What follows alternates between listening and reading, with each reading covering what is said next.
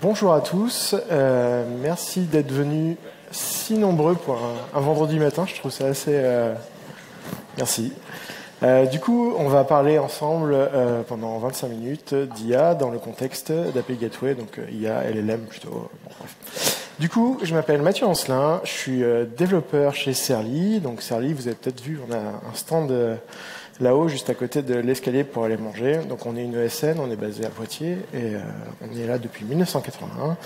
Et si vous avez envie d'en savoir plus, n'hésitez pas à passer sur un stand qui sera sûrement un peu dégarni aujourd'hui. Désolé, on a eu des petits soucis techniques, mais bon, voilà. Il y a quelques années, j'ai créé, dans le cadre d'une mission à la Maïf, un API management open source qui s'appelle Autoroshi. Et depuis 2-3 ans, j'ai créé une boîte qui s'appelle Cloudapim, qui en gros propose des services autour d'Autoroshi. Donc on contribue au logiciel, je suis toujours le lead du projet, et on fait également, on vend également des instances managées et ou d'autres types de projets un peu plus en mode serverless. On guide push de la conf et ça se déploie sur un énorme cluster Autoroshi. Donc voilà, si vous voulez en savoir plus, il y a le site web, le X, le LinkedIn, etc., etc. Alors, les API Gateways, je pense que tout le monde est à l'aise avec le terme, c'est bon? Tout le monde voit ce que c'est? Il y en a qui ne voient pas du tout ce que c'est? Non, c'est bon. Du coup, API Gateways, pour moi, un outil très utile. En gros, ça va gérer l'exposition de vos API internes comme externes pour vos autres consommateurs, donc que ce soit des consommateurs finaux, des partenaires, des applications, etc., etc. Donc l'intérêt de l'API Gateway, c'est qu'en gros, via son rôle central, quand même, elle va rajouter un certain niveau de contrôle sur toutes vos API de manière relativement homogène, quelle que soit la technologie sous-jacente. Donc vous fassiez du Node, du PHP, du ce que vous voulez, vous aurez normalement le même genre de couche de contrôle, et en plus vous allez avoir de l'observabilité, du monitoring, etc., etc. Ça a plein de... Enfin, pour moi, en tout cas, ça a plein d'intérêt d'avoir une API Gateway au milieu de votre archi pour gérer ce genre de choses. Le problème, par contre, c'est que souvent, c'est pas que c'est compliqué à configurer, mais c'est des outils souvent très complets. Il faut bien comprendre comment fonctionnent vos applications, vos API, comment fonctionne HTTP, etc., pour bien comprendre comment les configurer. Et c'est là où je pense que l'IA peut aider. Donc, vous avez peut-être remarqué, mais depuis quelques temps, on parle pas mal d'IA partout, etc., etc., DLLM. Bon, très bien. Moi, personnellement, j'ai toujours été un peu réservé face à cet engouement. Les LLM vont nous remplacer, etc. Dans 2 ans, il n'y aura plus de développeurs. Bon, je ne suis pas forcément convaincu de ce truc-là, mais effectivement, c'est des outils qui peuvent être assez intéressants dans plein de use cases. Comme vous le savez, je suis développeur d'une API Gateway et il y a quelques mois, le problème s'est posé de comment est-ce que je peux aider des gens qui utilisent des LLM dans leurs applications, dans leurs infras, comment je peux les aider via Autoroshi, en l'occurrence, pour faire du meilleur boulot, pour que ça aille plus vite, etc., etc. Et au fur et à mesure que j'ai commencé à travailler sur ce sujet, je me suis dit mais qu'en fait il y avait d'autres use cases qui pourraient être utiles pour des gens qui font pas forcément du LLM à la base dans leurs applications. Et on va un petit peu voir dans ce talk ce qu'on peut faire. Du coup là, je vais vous présenter tout ça dans le cadre d'Autoroshi parce que j'ai créé un pack de plugins dédié au LLM dans Autoroshi. Ce qu'il faut savoir, c'est que la plupart des autres API Gateway sont en train ou ont déjà sorti des plugins autour de ce genre de choses qui implémentent des choses relativement similaires. Donc c'est un talk qui finalement est assez généraliste puisque d'ici quelques temps, vous aurez tous les mêmes choses dans vos API Gateway à ne pas y douter. Donc, premier truc, je vais commencer pour les gens qui utilisent des LLM dans leurs archis et qui donc ont des besoins éventuellement de gateway autour de ça.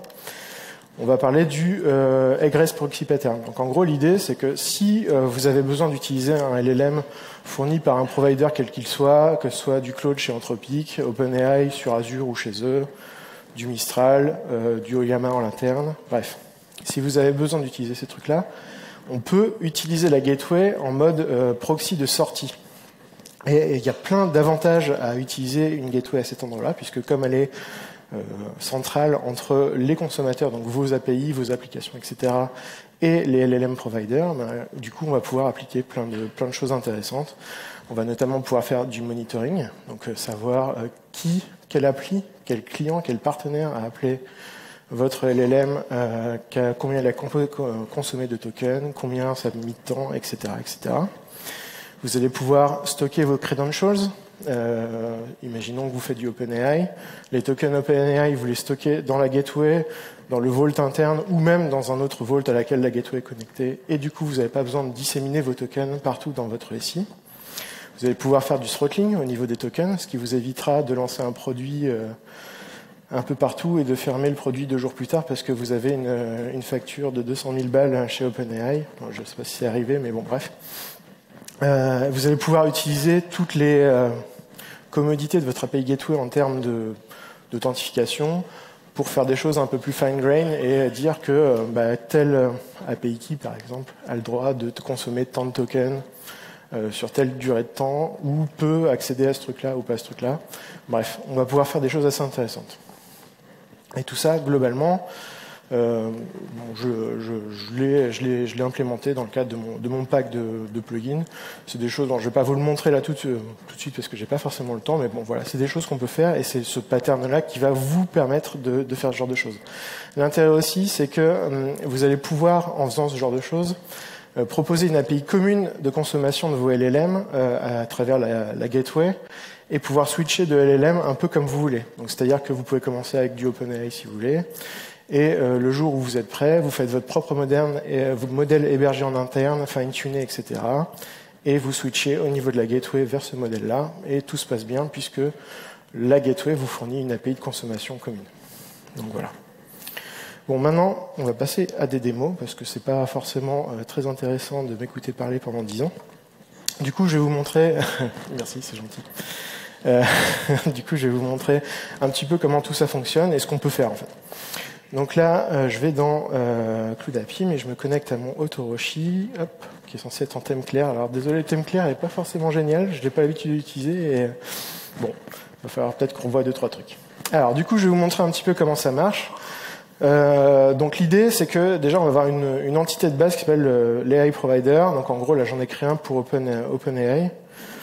C'est merveilleux ce truc. Donc globalement, en gros, c'est un provider. On dit, voilà, le truc va chercher, utilise l'API d'OpenAI et j'utilise mon token dans le vault local de la gateway pour communiquer avec lui. Donc là, déjà, c'est plutôt cool. Mon token, il est à un seul endroit et plus personne n'a besoin d'y toucher. Donc là, on supporte, comme je vous disais, plusieurs types de providers. Là, en l'occurrence, c'est OpenAI. Est-ce que tout le monde voit bien? Est-ce qu'il y a besoin de... Non, c'est bon? Ok. Donc voilà, là, on a l'AI Provider, et du coup, maintenant qu'on a ce truc-là, on va pouvoir l'utiliser un petit peu partout. Donc ce que je vais faire, je vais créer une nouvelle route, que je vais appeler démo. Alors cette route, je vais la binder sur ce nom de domaine, non, ce nom de domaine-là. Donc ça, c'est le nom de domaine de mon instance sur CloudAPI. Hop. Donc voilà, là j'ai une route qui est bindée sur ce chemin-là. Et du coup, je vais pouvoir ajouter mon plugin de proxy LLM et dire tu vas utiliser OpenAI. Donc une fois que j'ai ce truc-là, on va pouvoir commencer à l'utiliser. Donc là, j'ai un client HTTP où je dis voilà, est-ce que tu peux m'en dire plus sur CloudAPI? Donc normalement, le LLM me dit désolé, moi CloudAPI je connais pas. Dans les faits, je ne sais pas si vous avez vu tout à l'heure, dans le provider OpenAI, j'utilise GPT 3.5 Turbo. Donc à l'époque, CloudAPI ça n'existait pas quand il a été entraîné. Et du coup, il n'a aucune donnée sur ce truc-là. Donc première chose intéressante qu'on peut faire ici, c'est qu'on va pouvoir, via le rôle central de la gateway dans votre architecture, ajouter du contexte dans l'utilisation des LLM. Donc je vais m'expliquer. Ici, on a un nouveau type d'entité qui s'appelle les contextes. Et on va faire du prompt engineering. En fait, je vais définir ici un certain nombre de messages qui vont être insérés avant les messages. C'est un pré-prompt, en fait. Je pense que tout le monde voit ce que c'est, vu que tout le monde fait de l'AI maintenant. Hein, non? Donc en gros ici je vais juste donner du contexte à mon prompt et je vais dire voilà CloudAPI c'est une boîte qui fait du Autoroshi Manager. Donc si je reviens dans ma route de tout à l'heure, je vais juste rajouter un nouveau plugin qui s'appelle prompt context Et je vais lui dire, bah, tu prends le contexte CloudAPI. Et du coup, on va pouvoir retourner dans notre client, refaire notre appel. Alors oui, juste pour info ici, là, le payload, c'est un payload qui ressemble un petit peu à ce qu'est l'API d'OpenAI, mais en fait, c'est l'API dont je vous parlais tout à l'heure qui est commune à tous les LLM. Donc en gros, quel que soit le provider LLM que vous utiliserez, que ce soit local, cloud ou ce que vous voulez, les réponses et les requêtes seront exactement les mêmes. Donc là, si je lance mon truc, normalement, je devrais avoir une réponse un peu plus... voilà. Donc il m'a sorti un truc pas possible. Puisque Autoroshi, ça il connaît, puisque c'est un produit qui a quand même quelques années maintenant, et du coup il me fait un blabla sur le sujet. Donc voilà, là j'ai rajouté du contexte. L'intérêt du pré-prompt comme ça, c'est que vous allez pouvoir soit rajouter de la connaissance dans vos prompts, ou alors vous allez pouvoir configurer le LLM pour qu'il vous réponde d'une certaine manière et qui sorte pas du cadre de votre produit. Un autre truc qu'on peut faire, si vous n'avez pas envie de rédiger des queries comme ça quand vous utilisez un LLM, c'est on peut faire du templating en fait. Donc ça c'est pareil, un truc relativement simple à mettre en œuvre. Donc, globalement ici, j'ai un message, une requête vers mon LLM dans laquelle je vais dire, bah voilà, tu te mets dans la peau d'un traducteur et je veux que tu me traduises le texte qui se trouve à tel endroit dans la requête en telle langue. Et du coup, ça va permettre à vos utilisateurs de ne pas avoir à écrire ce message-là en tant que tel. Et vous allez pouvoir, comme ça, faire des petites API qui utilisent juste le LLM pour une feature particulière. Donc là, ici, j'ai une route qui est déjà configurée, où j'ai dit, tu vas utiliser le template avec OpenAI. Et globalement, si je vais ici, je dis, voilà, tu vas me traduire bonjour le Basecamp en anglais, et comme un as, j'ai pas enlevé le truc, du coup, ça marche super bien. Alors, je vais le faire en espagnol, par exemple, et ça marche tout aussi bien. Donc voilà, c'est un truc débile, mais finalement, vous faites ça. Globalement, il y a un plugin GQ dans Autoroshi, vous faites un extrait de juste le résultat de la requête, et vous avez un service qui fait du translate, une API qui fait du translate, juste comme ça. Donc plutôt cool. Bon. Donc ça, c'était vraiment, on utilise des LLM dans nos produits, le Autoroshi fait le proxy du truc, et on a tous les bienfaits de l'API Gateway. Très bien. Maintenant, on va passer à des use cases où vous n'êtes pas forcément utilisateur d'un LLM, mais finalement, ça va peut-être vous servir à faire des choses intéressantes. Du coup, ce que j'ai ici, le prochain truc, c'est on va pouvoir éventuellement faire de la validation d'accès dans la gateway grâce à un LLM. Donc en gros ici j'ai une route avec un validateur de contexte, ça s'appelle, les noms sont ce qu'ils sont, où en gros je vais dire voilà, si tu trouves, alors c'est un exemple idiot, dans la vraie vie vous pouvez faire un truc beaucoup plus intelligent, là je dis voilà, si tu trouves un header admin avec la valeur true, tu me laisses passer, sinon tu passes pas. Et là, l'intérêt, c'est que j'ai pas fait un truc avec je configure un validateur qui va regarder à tel endroit, machin. Je dis juste, voilà, en langage naturel, tu me fais ça, et on va s'attendre à ce que le LM fasse ça. Alors là, normalement, c'est là où j'ai un effet démo magnifique et il va me laisser passer, alors que, voilà, normal. Voilà, normalement, il était censé faire ça, mais bon, voilà, on a un forbidden, et le truc ne me laisse pas passer. Là où, quand j'ai mon header avec un admin, normalement, il me laisse passer sans aucun problème. Donc ça c'est un truc qu'on peut faire. Bon après effet démo normal. Bon bref. Un autre truc qu'on va pouvoir faire et qui est relativement intéressant, c'est imaginons que vous avez une API, une application à développer et que l'API qui est censée la nourrir n'est pas encore prête, est cassée. Bref, je ne sais pas ce qui peut se passer. Mais vous allez pouvoir créer une route sur votre gateway qui va générer des réponses HTTP basées sur des requêtes de LLM. Et là, en l'occurrence, je vais dire, voilà, comme mon API elle est pas prête, tu vas me générer un tableau de 5 objets. Ces objets, c'est des utilisateurs. Tu vas rajouter un champ email, un champ nom, un champ adresse, ce que tu veux. Tu me retournes ça sous forme de JSON. Alors après, il y a des trucs pour dire, soit le LLM retourne la réponse entière avec le code status, etc. Ou alors là, je lui dis, c'est un 200 et il va savoir que c'est du JSON automatiquement. Donc voilà. Donc voilà, moi j'ai juste dit ça, et globalement, si je retourne dans mon client HTTP et que j'appelle le truc, globalement, il va normalement me sortir, voilà, j'ai un tableau d'objets bien comme il faut, avec des fausses adresses, etc. Ce qui est amplement suffisant pour bricoler un début d'appli, le temps que l'équipe qui gère l'API vous retourne ce qui va bien. Un autre use case dans le même goût, qui est un peu plus débile et moins utile à mon avis, c'est qu'en fait, là, je lui ai fait générer du JSON, mais ça pourrait être autre chose. Donc là, je lui dis, bah, vas-y, génère-moi le HTML d'un site qui ressemble à google.com, mais qui s'appelle Moogle. Et normalement, ça devrait faire quelque chose. Alors ça, c'est un peu, ça pareil, l'effet démo est pas loin, normalement. Donc, il a fait un Google direct, mais des fois, il fait des trucs intéressants. Genre, c'est un peu long. C'est un peu le problème du truc. Mais voilà, du coup, voilà, on a un Moogle et vous êtes prêts à... Donc bon, je suis pas sûr que ce soit utile à part pour faire du phishing de masse, mais sinon... Bon, voilà. Dans les choses plus utiles quand même, imaginons que vous ayez une API qui a changé. Bon, alors, faut pas faire breaking change, mais des fois, on fait des breaking change. Ou alors, vous avez un client qui oublie de vous passer une donnée dans votre API. Et du coup, ce qu'on peut faire, c'est qu'on peut enrichir des données avant qu'elles atteignent l'API backend. Et du coup, là, en fait, j'ai un plugin qui va faire une modification de la requête en cours. Et là-dedans, je dis, OK, si tu vois un objet JSON passer et qu'il y a un champ de type ville, mais qu'il n'y a pas le pays qui est mentionné, bah, tu me rajoutes le pays parce que l'API en face, elle a absolument besoin d'avoir un pays. Et sans ça, ça ne marchera pas. Du coup, par exemple, si j'envoie un objet où je dis, voilà, la ville, c'est Londres, et que j'envoie ce truc-là à travers le LLM. Donc là, en fait, je vous l'ai pas dit, mais ici, mon backend, c'est un site qui me renvoie ce que j'ai envoyé dans la requête.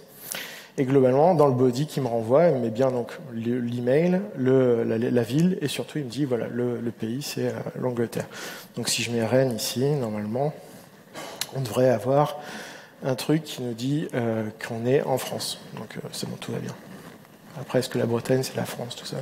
Je ne vais pas me lancer dans ce genre de considération. Donc voilà, ça c'est un cas qui est plutôt pratique, je pense. Dans le même genre, un peu différent, on va pouvoir également faire du nettoyage de données. Donc imaginons qu'on ait une API qui renvoie des réponses avec éventuellement des données qui pourraient être sensibles. On va pouvoir utiliser un plugin qui va transformer la réponse HTTP de l'API backend via un LLM. Donc là, en l'occurrence, je lui dis, voilà, si dans le JSON que tu vois passer, tu trouves un numéro de carte de crédit, bah, tu le caches parce que c'est mieux. Alors du coup, ici, j'envoie un numéro de carte de crédit. Pareil, j'ai toujours le backend qui me renvoie ce que je lui envoie dans la requête. Et oups, je sais pas ce que j'ai fait, mais bon, bref, je le relance et globalement, non, c'est bien ce que je me disais, j'ai pas fait attention. Et du coup, donc si je lance ce truc-là,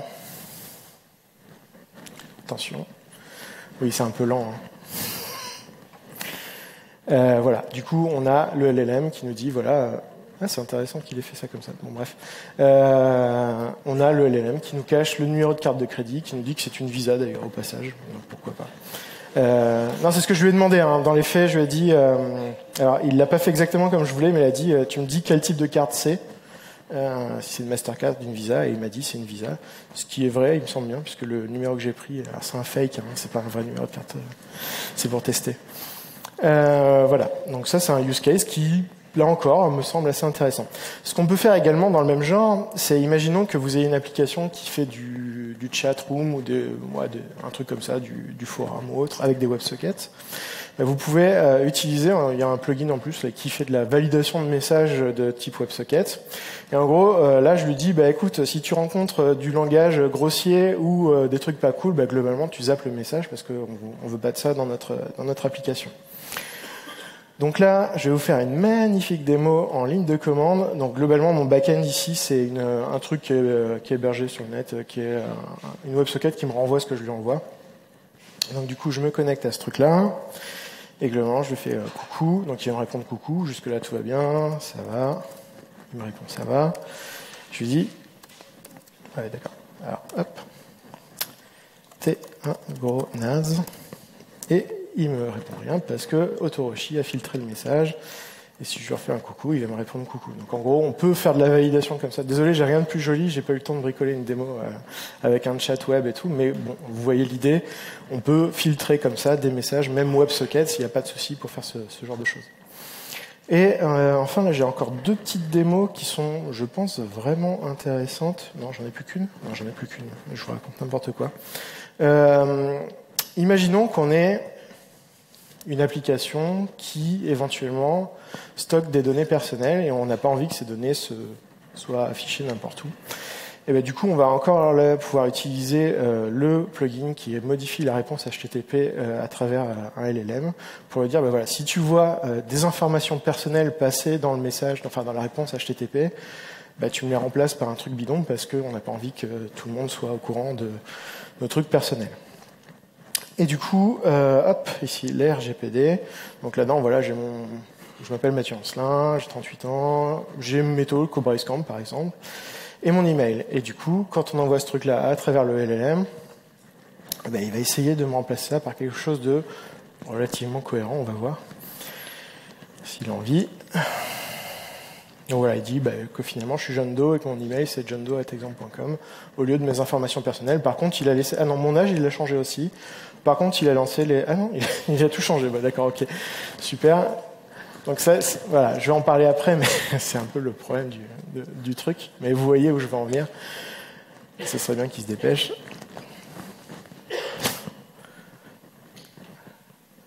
Ouais, bon, on va passer ce truc-là, mais bon. Effet démo là encore, mais vous voyez l'idée, on peut faire ce genre de choses sans trop de problèmes. Du coup, je vais revenir à la même slide. Alors, j'en avais fait plein au cas où les démos ne fonctionnent pas ou le réseau ne fonctionne pas, mais tout a fonctionné. Du coup, en conclusion, puisqu'il me reste plus que 3 minutes, ce talk, c'était plus pour vous montrer voilà, la possibilité. Je suis sûr qu'il y a plein de use cases auxquels j'ai pas pensé. Mais voilà, on peut faire ce genre de choses et je trouve ça cool dans la mesure où on va pouvoir exprimer pas mal de configurations en pur langage naturel. Et ça, c'est quand même assez chouette, je trouve, surtout sur des systèmes aussi complexes que des API Gateway. Cependant, c'est pas parce que vous pouvez faire que vous devez le faire. Hein, grand pouvoir, grande responsabilité, tout ça. Privilégiez peut-être plus dans ce genre de cas, si ça vous tente, des modèles hébergés en interne que vous avez fine-tuné avec vos données. Le truc est vraiment bien pour votre use case. Peut-être utiliser des petits modèles genre du Phi3 ou autre. Bref, soyez responsables avec tout ça. Puis vous voyez, ça rajoute quand même une certaine latence. Donc là encore, ça va peut-être pas marcher dans tous les cas. Mais bon, voilà un petit peu tout ce qu'on peut faire. Enfin, le genre de choses qu'on peut faire avec un LLM dans une API Gateway. Pour ceux que ça intéresse, si vous voulez tester ce truc-là, c'est dispo sur CloudAPIM. Vous pouvez tout de suite y aller. Si vous faites en mode serverless, il y a un free tier, donc vous pouvez tester tranquillement. Si vous avez des problèmes, n'hésitez pas à nous contacter, soit LinkedIn, soit X, ce que vous voulez, et on vous aidera sans aucun problème.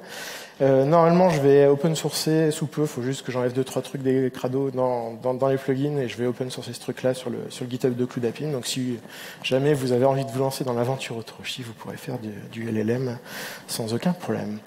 Voilà, c'est fini pour moi. Il me reste un petit peu de temps. Si vous avez des questions, pas de souci. Et sinon, on se retrouve en haut si vous en avez des plus longues. Merci.